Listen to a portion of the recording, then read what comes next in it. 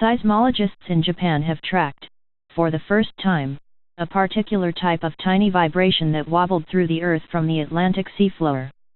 It was started by a weather bomb, the same low-pressure storm, off Greenland, which made UK headlines in late 2014.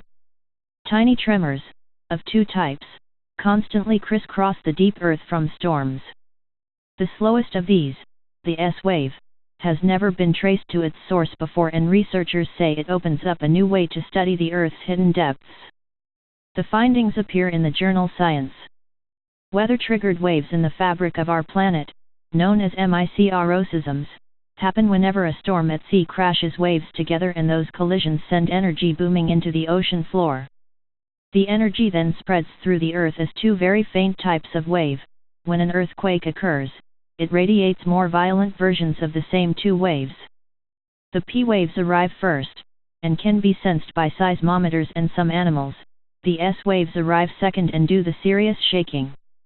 Image copyright Science Photo Library. Image caption Earthquakes and storms both trigger two types of disturbance in the Earth. In the case of microsysms, both signals are faint, but P waves have been more straightforward to study. Typhoons in the western Pacific, for example, generate signals that are routinely picked up by scientists in California. Key to finally picking up and pinpointing the more elusive S waves was deploying a big suite of detectors.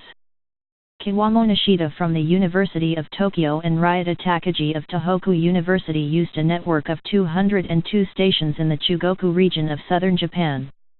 This high-density array allowed them to add up many measurements of the same very faint signals, and eventually trace their source all the way back to the North Atlantic. Image copyright Kiwamo Nishida, Ryota Takagi. Image caption Signals from the Atlantic were sensed by instruments buried in boreholes in Japan. Peter Bromirski, from the University of California, San Diego, was not involved in the research, but CO wrote a commentary on it in the same issue of Science. He said that being able to detect both S and P waves from storms would open up more of the Earth to the prying ears of seismologists. Most of what we know about the internal structure of the Earth has been determined from studying the way earthquake waves propagate, through the lower crust and the mantle and the core, Dr. Bromirski told Science in Action on the BBC World Service.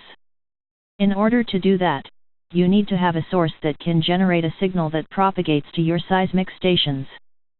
For some reason there are very few earthquakes in the mid-Pacific, so we don't have any sources there.